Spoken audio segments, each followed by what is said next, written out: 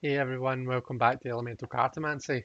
I'm here today to do a walkthrough of the Starman Tarot by David De Angelis. This is what's affectionately called the David Bowie Tarot. I'm going to be doing a flip through. I'm going to be talking about my impressions of the cards, and at the end we shall do our usual interview spread.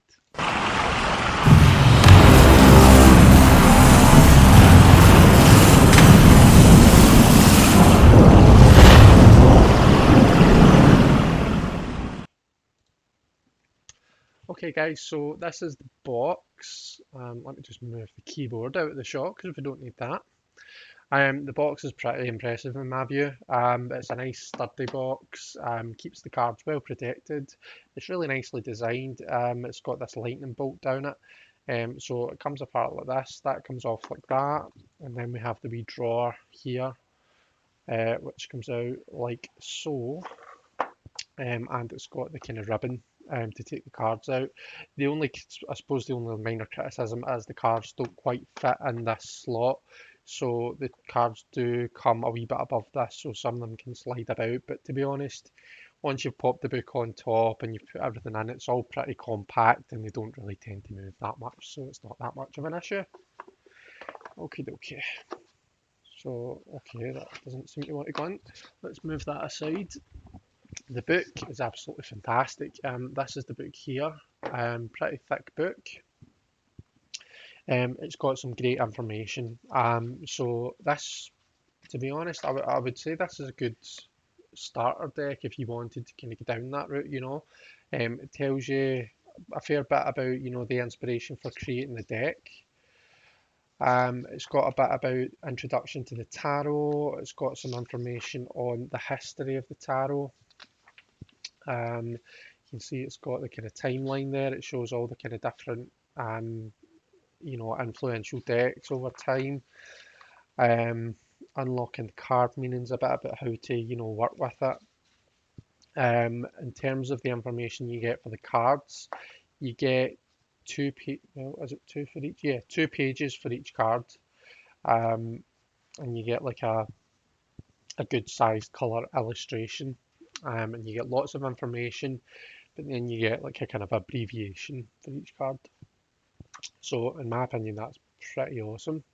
Um, and then at the end we have, I think it's 3 spreads it gives us. So it tells us about the creators here. And then yeah, we've got your kind of hindsight, insight, foresight type spreads. A bit about how to go about using the deck.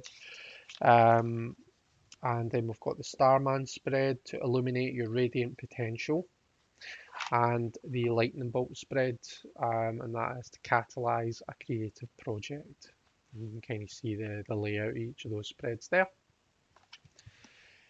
Okay, we might come back to the book if there's any that I want to look up. Um, I have had a look through the deck. I've looked at the book for some of the cards just to kind of understand a bit about them, but for the most part, this is sort of a first-ish impressions, maybe second impressions. So we start off with the Sacred Clown. Now this is the Starman equivalent to the Fool. Now, Sacred Clown, I actually got a lot out of Googling that term. It's so Sacred Clown, or Hioka, they're sometimes called. It was basically a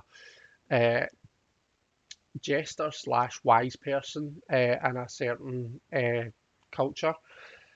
They were quite contrary. They were known for being contrary. Okay, so if it was a cold day, the Hioka would be seen to be going about, you know, in their underwear, barely wearing any clothes, sweating buckets, Basically, if it was a cold day, they would feel warm.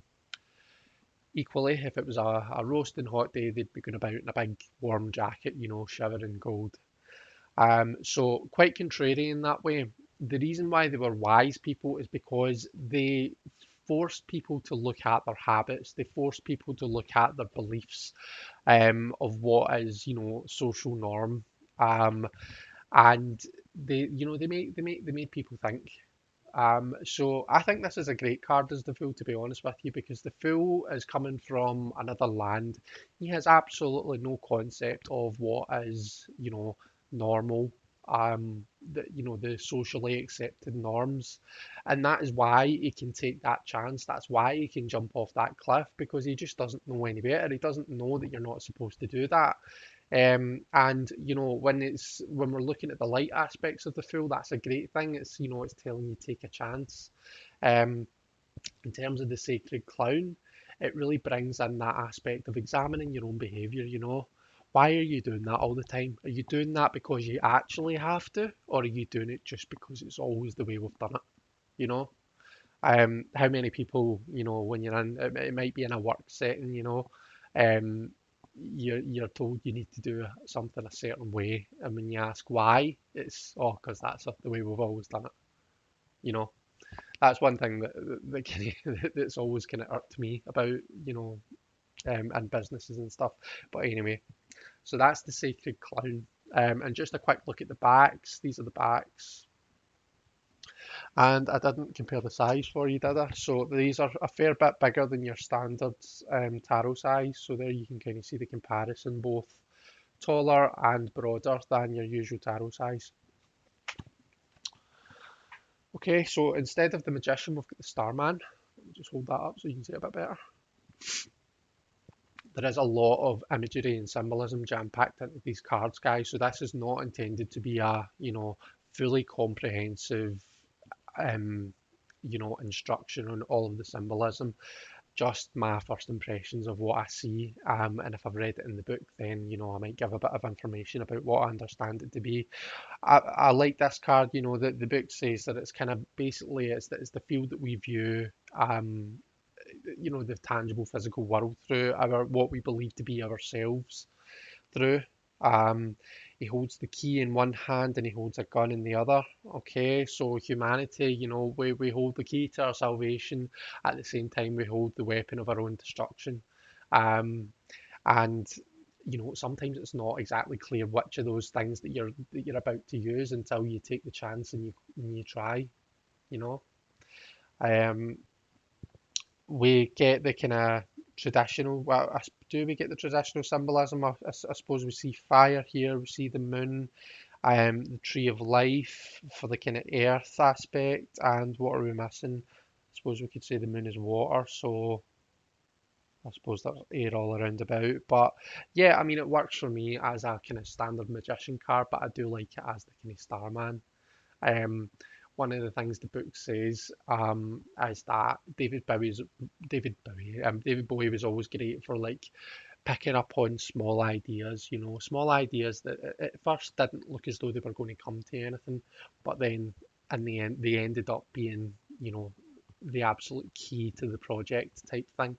He was always good at spotting those wee gems, and where, that's where they make the link to the magician and the Starman.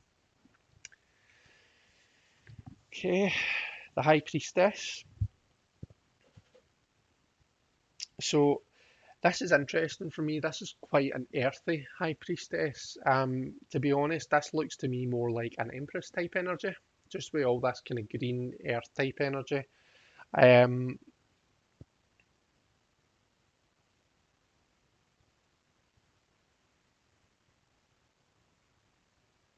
yeah, so we have this kind of beam of light coming down on the High Priestess. I'm just kind of trying to kind of unravel some of the symbolism that's on the card here.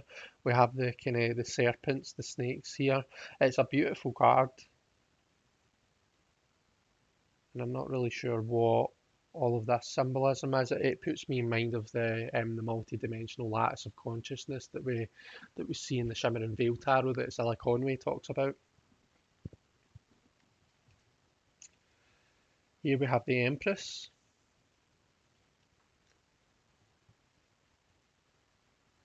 This bird cage here. This looks like fetuses. Developing embryos. Um, Really kind of powerful feminine energy we get just coming from this character here. The heart chakra seems to be very much kind of energized there. Um, Yeah, beautiful card, beautiful depiction. The Emperor, um, the arms are crossed. He looks a lot more severe than the kind of freer energies of the previous cards. You really kind of get this idea of responsibility from this card. If you look at the structures, things seem more geometric. They seem more kind of put into place, man-made type structures. So you get this idea of bringing order out of the chaos. I'm conscious that we can see my reflection on the windows behind me. The Hierophant.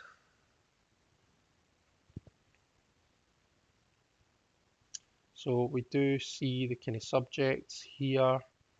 What is he holding here? I'm not sure if you would say this is a caduceus. It does seem to be two snakes interwrapped, but not around like a scepter. It just seems to be two snakes on their own. Again, we seem to have this what looks to be, it's like a sacred geometrical kind of representation, isn't it?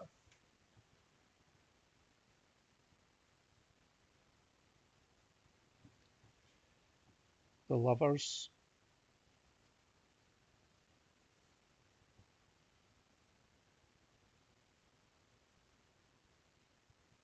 This is a stunning lovers card. I really kind of enjoy this card, to be honest. Very kind of Pete Burns look about the. I'm assuming this is a man uh, based on his body, but who knows?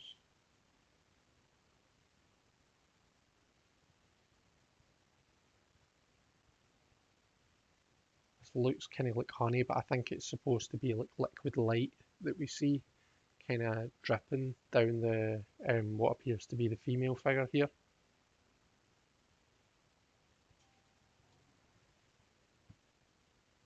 Okay, we've got the chariot.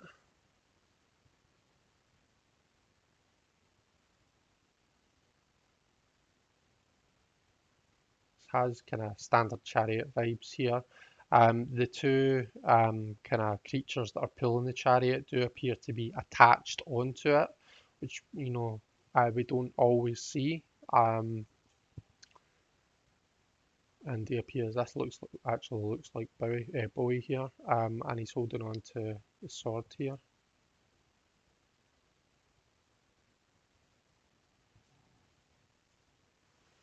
Strength. So if we look at this, there's quite a lot happening here. We've got the two lions, but she's got it's like a hook here instead of a hand, and she's holding on to looks like a coral snake. And then obviously the lions. So we really get this idea of, taming the inner beast, or just kind of taming it or letting it out a wee bit, depending on what way we need to kind of strike the balance.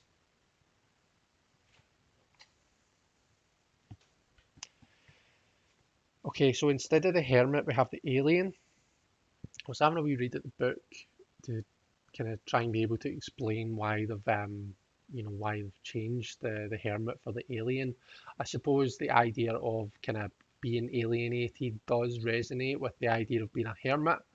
Um, I think though what is probably quite a kind of powerful thing to do is to think for each of us as individuals to think about what the idea of an alien means to us. You might think sci-fi movies, it might put fear in you. It might make you curious. It might make you think, oh, life on other worlds. If you think about someone who's been defined as an alien, would be someone who is outside their own world.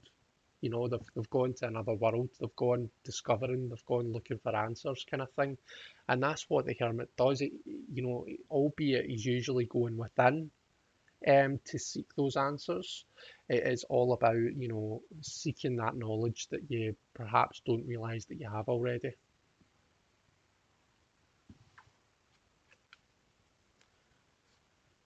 the wheel, which in the book they call it the wheel of life. Okay, so this is all about karma and balancing light with dark, etc. And again, another beautiful depiction.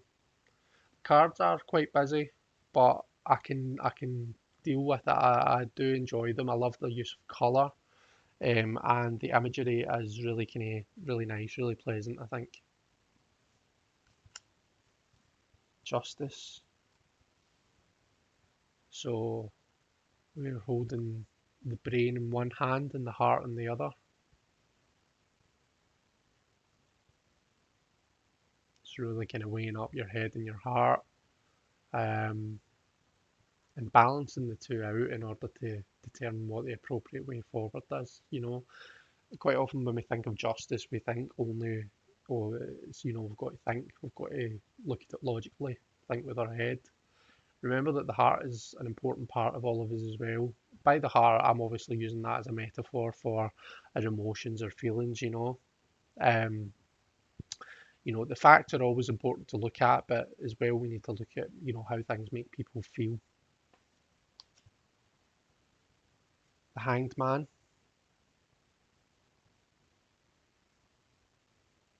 It's quite a high energy Hanged Man, isn't it? It looks as though we've got a bit of an eclipse up in the corner. It almost has tower vibes, doesn't it? It's quite a dark Hanged Man we're getting here.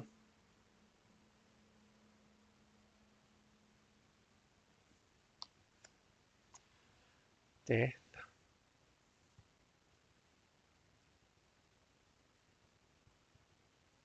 Again, we see this key here, so we do. Um, so, it brings change, it brings transformation, but, more often than not, the change, the transformation is the key. It's how we move forward in life.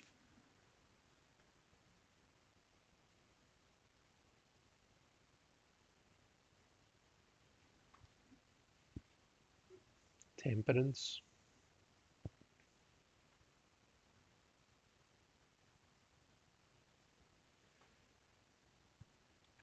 So achieving that balance, that harmony between opposites, bringing opposite things together in order to create something that was otherwise unobtainable.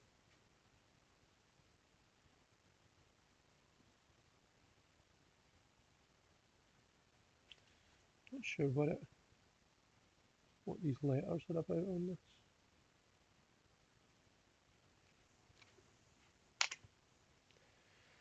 The devil.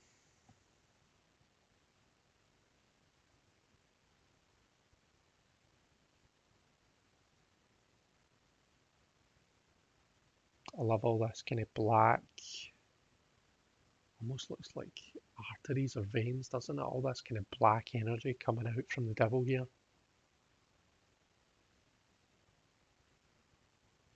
And we see the red coming out from the head as well. It makes you think like that, and the influence that the devil has over us. It's not always as simple as breaking a chain. You know that when we say we need to break free from the chains, that we need to kind of separate ourselves from that energy. Sometimes it's not as simple as that. Sometimes it's not a single chain. Sometimes it's like kind of melded into our very being. It's connected through our arteries, it's running through our veins, kind of thing. And you really kind of see that kind of energy here in this card. I think this is a stunning devil card. The Tower.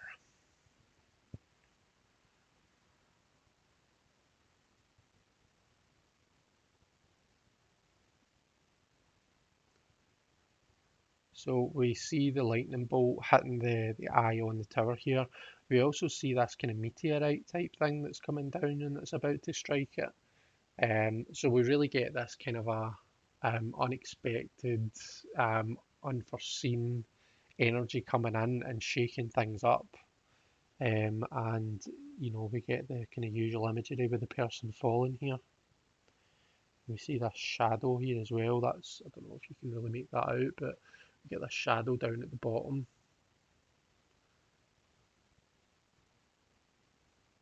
And it makes me think, like when we're in that tower energy, when we're going through that time, quite often it can bring out the shadow in us, you know, um, and it can be quite difficult to pull through that. Usually the tarot likes to talk to us about, how going through these times is a necessary kind of a necessary step in our development, and it likes to kind of put positive spins on things, but this can be a like really tough time. Well, it is, it's the tower. It's a tough thing to go through, and when we're in this zone, we often find we're having to really kind of tackle these deep, dark aspects of ourselves, and that can take time and energy, and you know sometimes it defeats us. Sometimes we don't make some of us don't make it through the other end. Um, the star,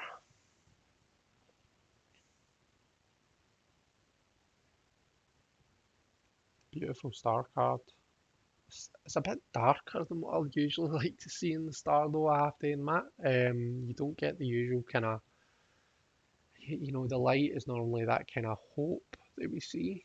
But this is still has a really kind of dark energy about it, like what's this going on? And we've still got all this lightning happening. I suppose the lightning's a common theme through the deck. We've got these hands coming up out of the water, it's quite dark. The moon,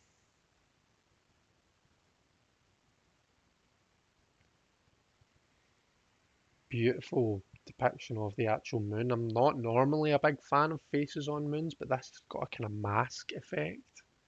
And the moon, when we're in that time, when we're in that energy, it is a time when things aren't as they appear. We need to take a much closer look at things than what we might normally do, because more often than not, we can quite easily be deceived when we're in this kind of energy. And we really see that kind of reflected in the symbolism on the card.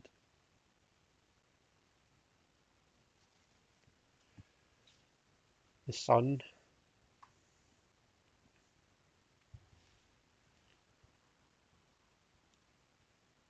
so we get this really kind of beautiful radiant energy here. Again, I think these might be lyrics um, that we see written here. I'm not sure, but yeah, I'm loving the use of color. Um, that real kind of heat, that radiance, that healing energy kind of comes out. It almost kind of comes. It feels as though it's coming out through the card.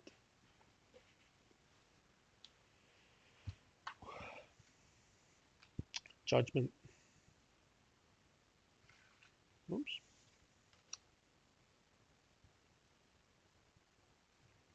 So I don't know if this is this kind of phoenix energy that we're getting here.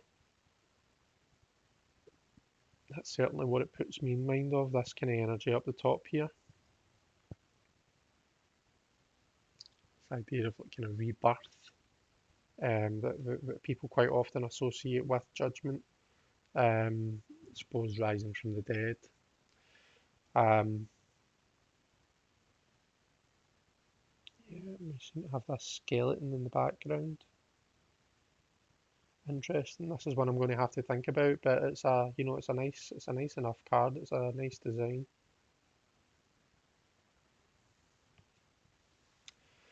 And the world.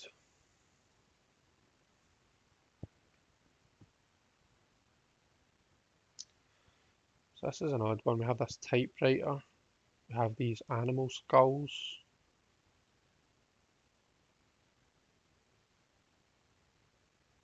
She's got the snake around her arm. All this beautiful symbolism. The third eye is open here. We have these trees. So there's lots and lots going on, as I keep on saying. But but yeah, it's that the images are beautiful. I have this eye as well. You see that? I've just noticed that up the top. This kind of the iris and the pupil at the top here.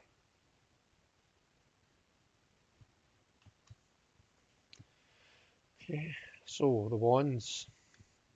Get the Ace of Wands. It's that spark, that new seed, that new potential, that new inspiration in your life. Got the Two of Wands.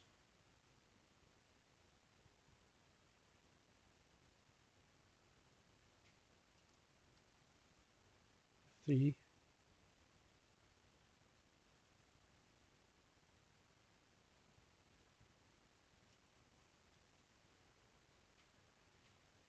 The Four. Again, we've got this sacred geometry here happening that I think we saw. Was it the Hierophant we saw it in? I'm not really well versed in my sacred geometry, so I'm not really able to say what it means. Five of Wands, we really kind of see that competition, competitiveness, the conflict, the fighting.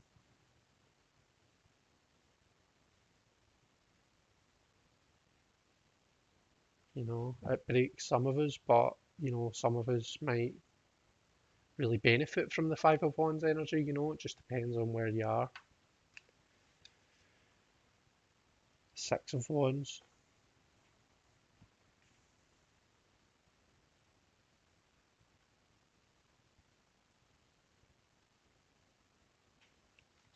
If I move this light a bit.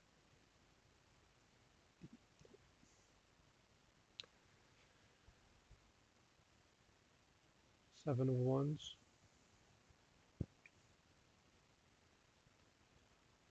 That looks like Gandalf's wand. In fact, they all do.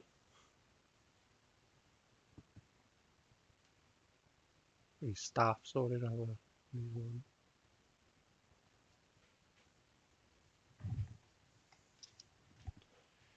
The Eight of Wands.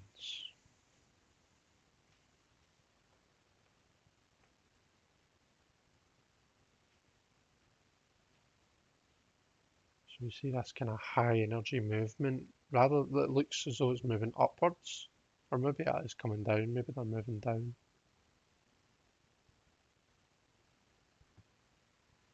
Really just kind of get this overwhelming sense of power, energy, movement, speed.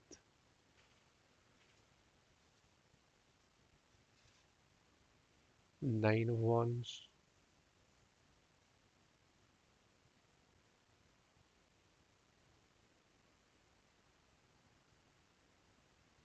Look at this kind of dark hand emerging from this kind of dark void. You know, person's starting to feel as though they can't take any more. You know, they're starting to feel overwhelmed. And the Ten of Wands. It kind of looks as though, so if you think about the traditional Smith-Waite Ten of Wands, this looks as though this looks like what would happen if that person continues to try and carry all 10 of those wands at once. This looks as though they've all just gone, everything's gone tits up and they've dropped everything all over the place. See the scorpion in the sand here? And look at the staircase with the graffiti on it.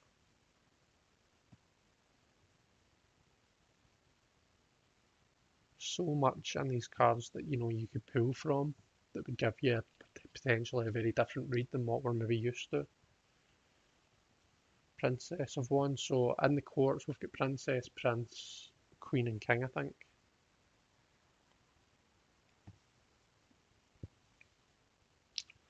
Prince of Wands.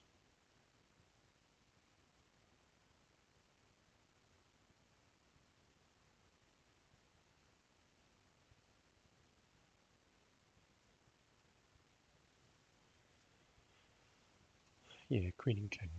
Queen with the sunflower up top here.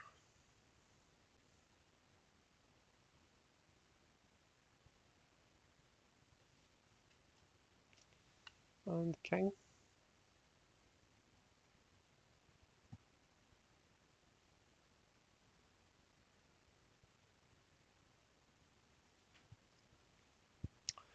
And on to Swords.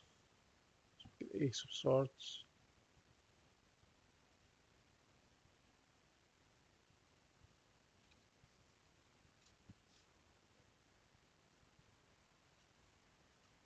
two.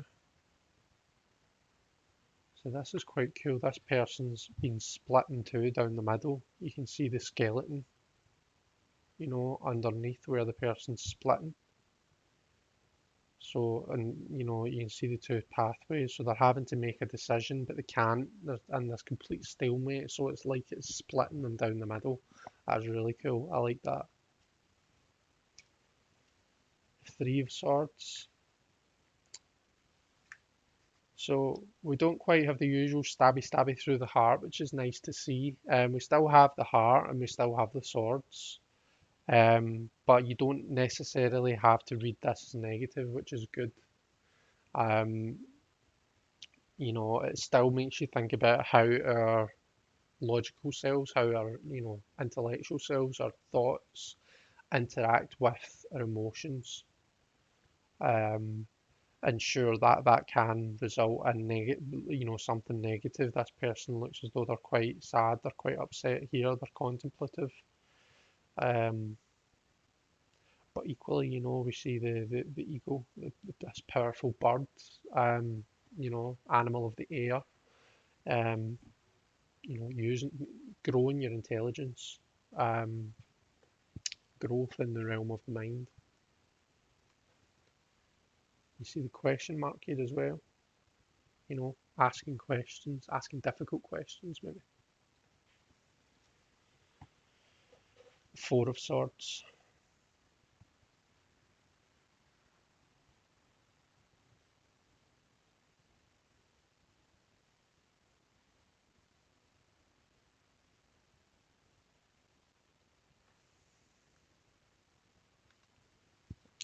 Five.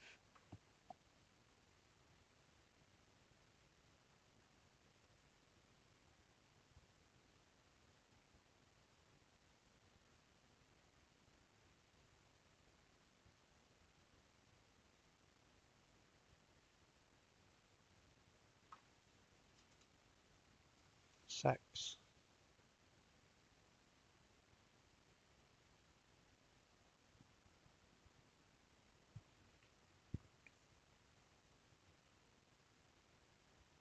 So this is interesting. It's the same, but it's different from what we normally see. So we see someone in the boat going from one place to another. The swords aren't all kind of in the boat. The swords seem to be, what is this, a river? It looks like more of this kind of liquid light that we saw earlier on, the kind of honey looking stuff. But yeah, the swords seem to be in the river rather than in the boat with them. And then they're facing this way, but this mask seems to be kind of trying to blow them the other way. So yeah, there's a lot to unpack in this card, I think. Seven. So I love this because this doesn't take you straight to theft and dishonesty. The first thing that I think when I look at this is outside the box. We've actually got a box that someone appears to have broken out of. In fact, no, see now that I look closer at it, it looks as though we've got a box that had something displayed on it and the person is making off um, with what was in the box. So I suppose you do get those normal, uh, the kind of dishonesty feels from it. But, I still look at that and I think, right, okay, let's think outside the box, let's problem solve, let's find an alternative solution to the problem.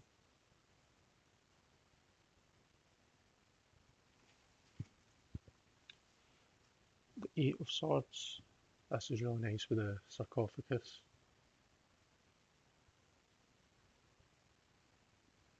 There's no lid on it.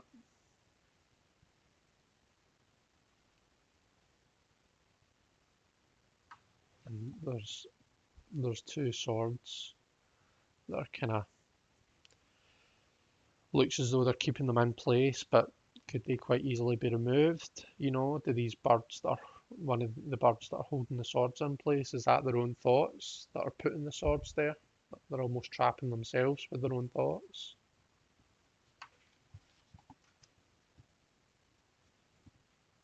9. So this has quite a traditional feel to it. You know, you have the person who looks as though they're quite anxious, they're under a lot of stress. There's a lot of serpents. You can see the snake curled around their arm. Um, you see the spider's web here as well. So you really get this idea of kind of fears, phobias in this card. It really kind of plays on that, which is quite cool.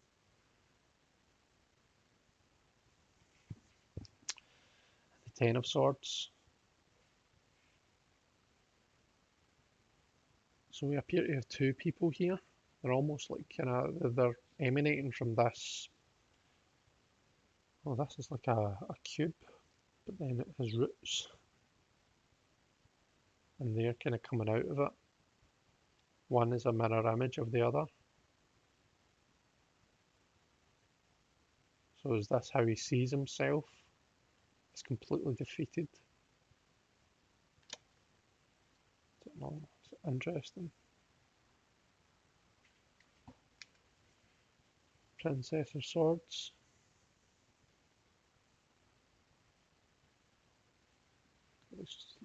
City energy here.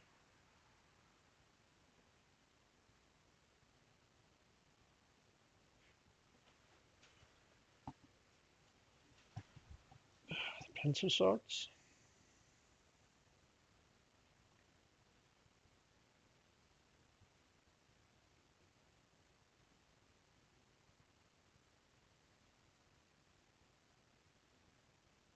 You see they've been stabbed. You know, they're wounded. So there's a bomb here.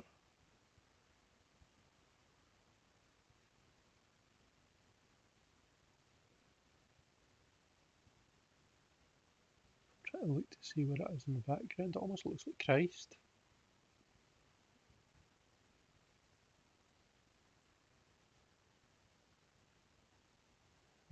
Interesting. Queen of Swords.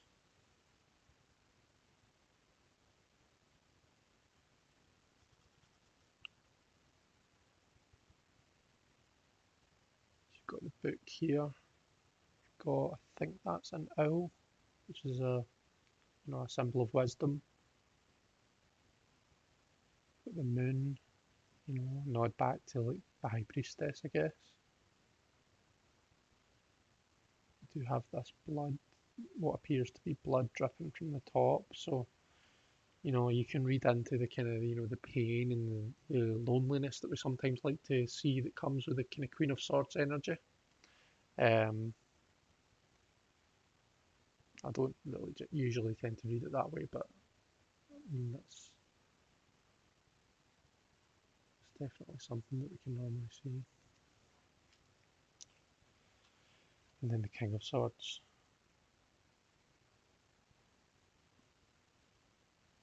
So see this baboon at his feet.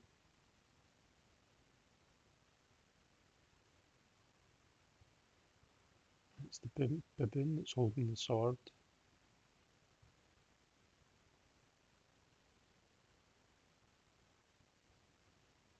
A shadow in the background.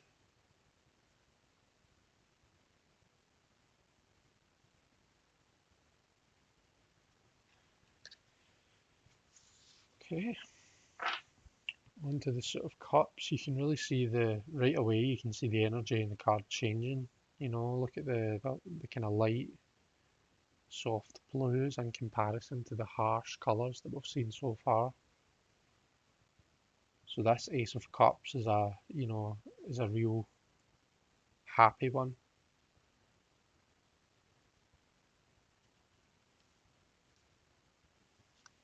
Two of Cups. See the caduceus and the broken wall behind them.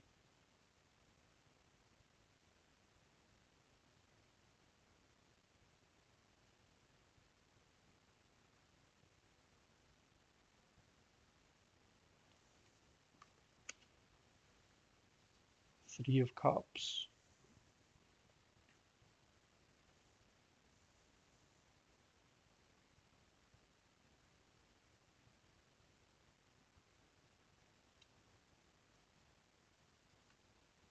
the four.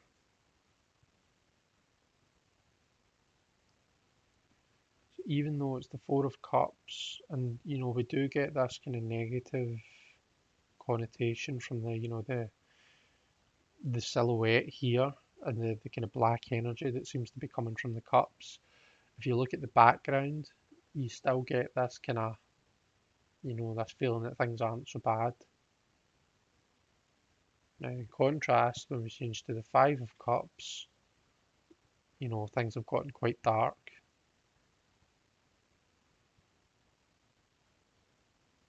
This looks like a kind of beast of the deep. So when we're going through that kind of Five of Cups time, when we're grieving a loss, we're going through a period of sadness, the beasts of the ocean, I think, represent the beasts of our emotions, and the kind of the demons that we really have to kind of toil with during these hard times.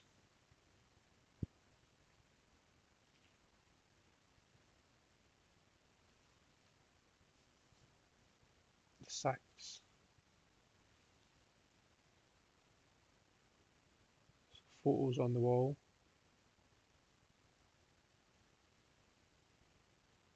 seems to be a child here.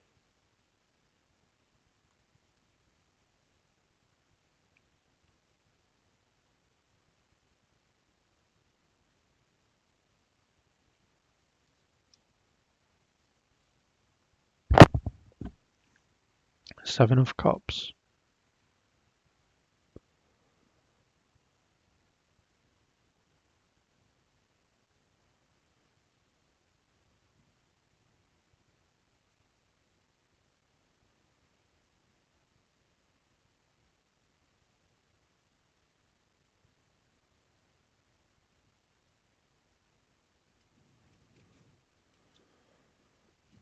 Eight of Cups,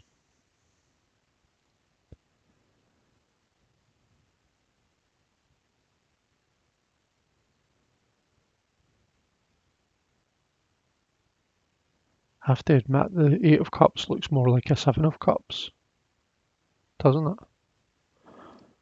And the Seven of Cups. Well, I was thinking, looking at the Seven of Cups, I was thinking like, the environment around about them seems quite otherworldly. It seems quite unreal, warped. Um, and it really kind of brings that illusion to mind, when you're in the Seven of Cups, it can be telling you, you need to really kind of wake up and have a look and see what's like distinguish between what's reality and what's an illusion. But then when you look at this brings to mind the kind of choices that we often associate with the Seven of Cups.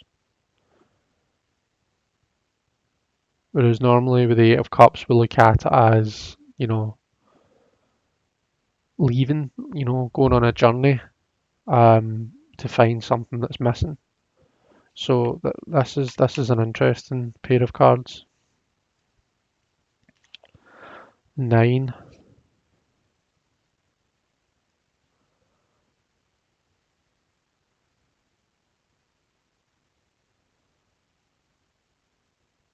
quite a standard Nine of Cups, I think.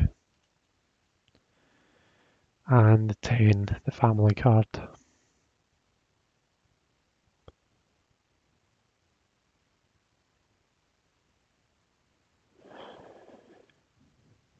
Okay, we've got a princess,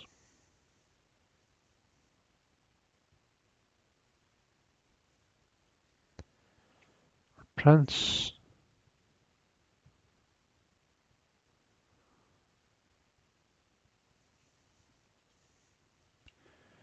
our queen,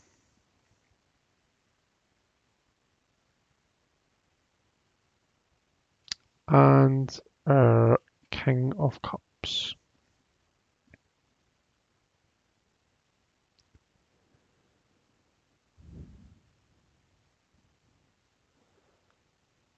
Strange, there's what looks like a banged up car behind them. How unusual. Ace of Pence, really getting the earth energy coming through here. The idea of the seed.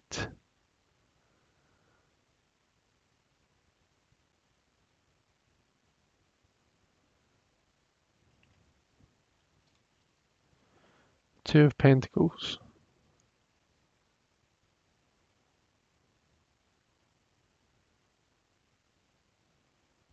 You see the kind of the infinity below that he's standing on, the kind of yin yang idea, I think.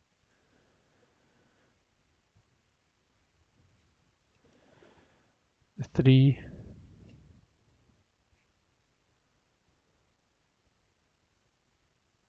Working towards something. Although we don't see other people in it, so I know a lot of us like to see this as collaborative work. I suppose it's not as easy to pull that from this. The four.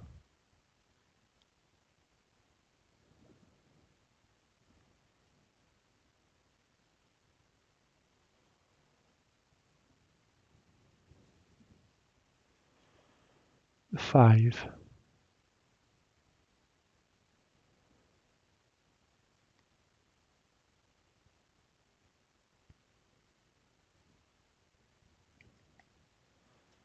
The six.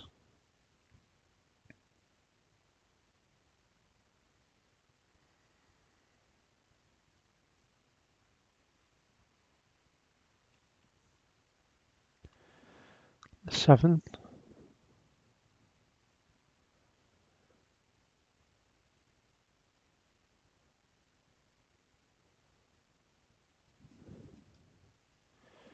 The eight of Pentacles.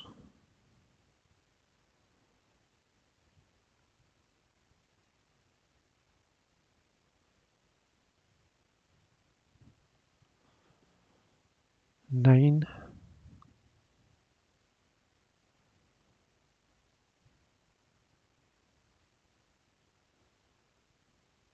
So we see the, looks more like a dragon than a bird, to be honest with you, but we see the the winged creature here, the discipline and the commitment that it's taken her to train it, to tame it. And through that discipline and commitment, she's been able to kind of create this luxurious, this comfortable environment for herself.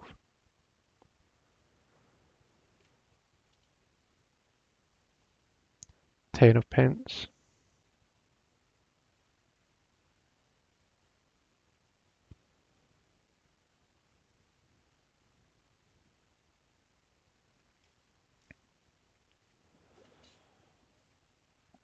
The Princess.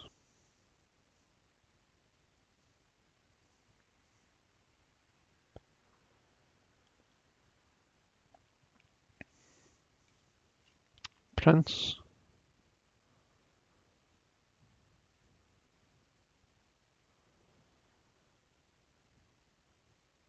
Horse is standing on tree trunks here. It's not going anywhere very fast, is it? The Queen.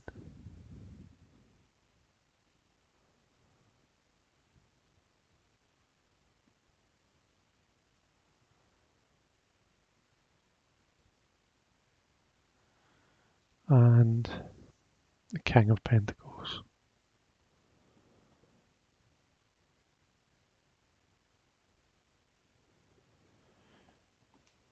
Okay, so that's the flip through the cards, guys. Let's shuffle the deck and do a wee interview spread.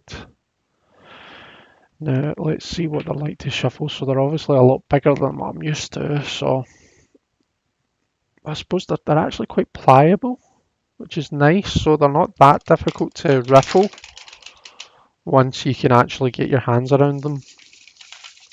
So they're not stiff like some cards can be.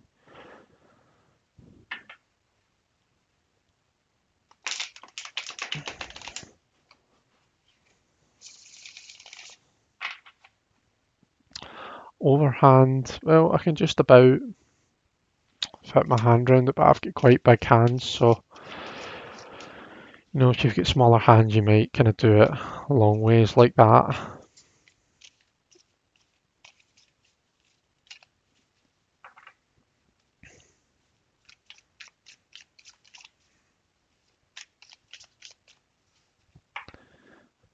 I think they're probably too narrow to be able to do it that way. Yeah, I don't think that that's really going to work for us, is it?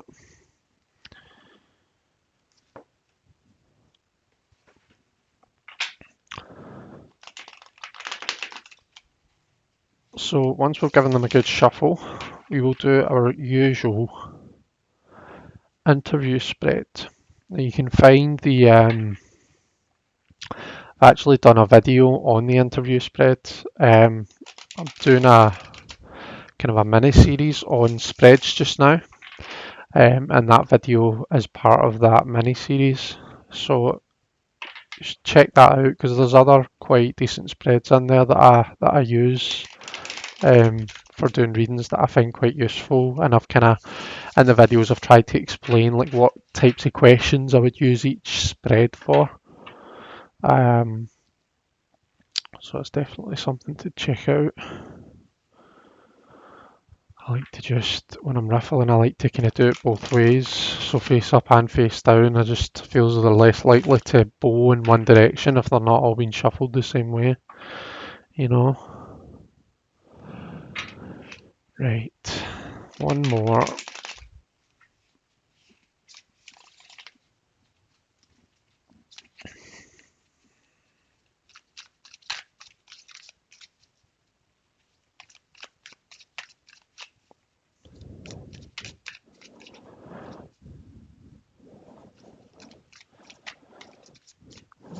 Okay, so we'll just cut them. So let's see if we can do this in a way that it fits on to the picture. The first card in the interview spread is a 6 card spread. The first one is tell me a bit about yourself. So we've got the 10 of Pentacles. So really high earth energy, really kind of grounded type deck. What could this mean as in tell me about yourself, about a deck? I suppose just,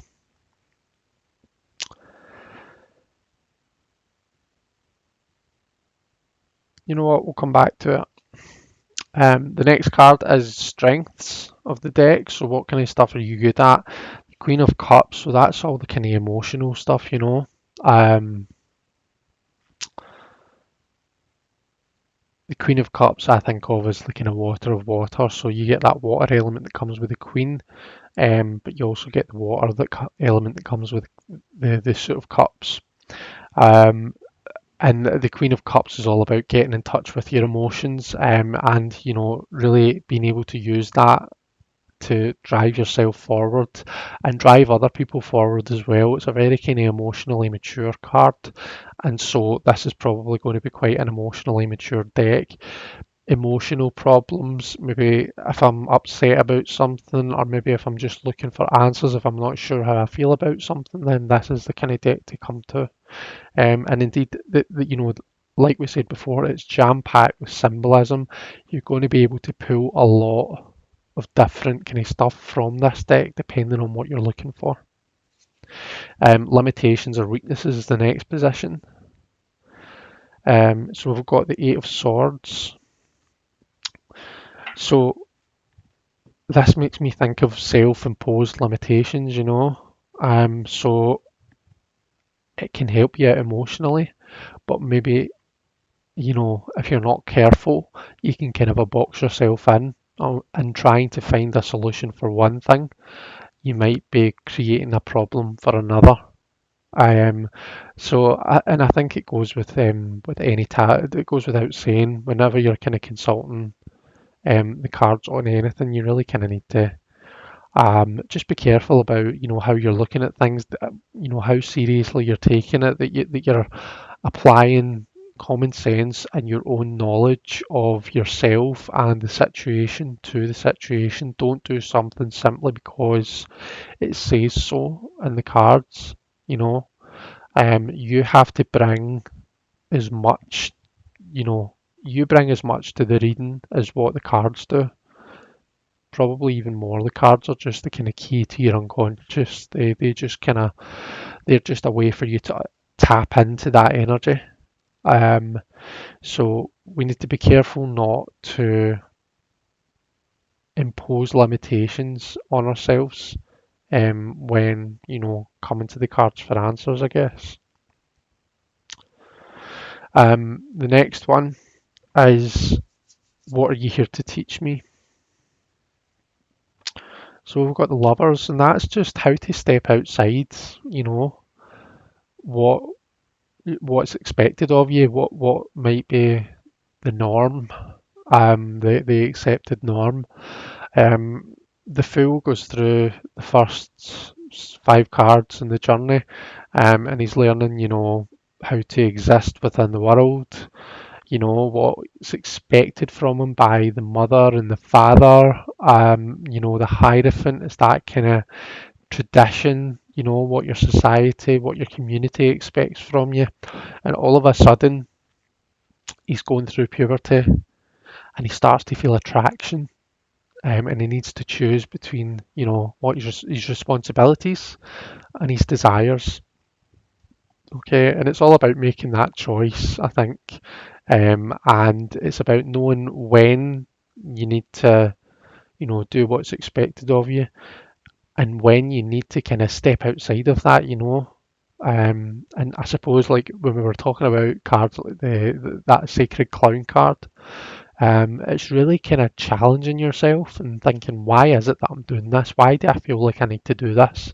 You know, is this really necessary? Is this really expected of me? Or am I doing this just because I've got comfortable with the flow, with the way that things always are done? So this the lovers tends to speak to me of kind of stepping outside that and doing something for yourself for once. Um, so maybe this is a kind of deck that's going to help do that. The next one is, how can I best learn from and collaborate with you? The Nine of Swords. Whenever I talk about the Nine of Swords, I mean, we always get these kind of, really negative connotations from it. We think nightmares, we think stress, we think anxiety, we think, in a really bad place, psychologically, mentally. But it doesn't always have to be necessarily that energy exactly. The core of it, the key point of it, is that it's high mental energy. It's that high swords number, the high psychological energy. And how that manifests depends on how we channel those thoughts. We can use that to really kind of see things clearly, really understand the core of a situation, and we can use that to, further ourselves, to progress. Equally, that energy can backfire. We can turn in on ourselves, and this is where we end up in our head, and we kind of end up in the kind of like the energy that we see in the card here. Okay, so how can I best learn and collaborate with you? I suppose it's just um, think about how we use that high mental energy, and perhaps come to the deck when I do find myself in that situation and maybe I'm struggling and I want to think about how I'm channeling that and how can I better channel that energy. And the last card is the outcome of a relationship together. Well, it's going to be a collaboration, it's going to be a kind of a working relationship. As long as I kind of put the work in, then it's going to be a success. Three of Pence for me is it's a success card. It's a good card. It's a card of growth and working together. Um, and just kind of coming back to the Ten of Pentacles, I mean, it reflects nicely with the three. It speaks of, well, the reason I was struggling is because the key word that quite often comes straight to my mind when I think Ten of Pentacles is wealth. And I mean, I suppose my mistake is thinking about that purely in financial terms, in terms of money. But of course, like wealth doesn't necessarily have to be a money thing. It can be, just in terms of the energy that the deck brings. Um, so yeah. Anyway, that is just a kind of example. It's to let you see how the deck reads, let you see them laid out together, and they do look quite nice actually. I'm quite keen on this kind of layout and seeing them put together. They look quite nice, so they do all the way the kind of colours all interact and stuff. But thank you very much for watching. I hope you've enjoyed this. Take care, everyone, and I shall see you next time.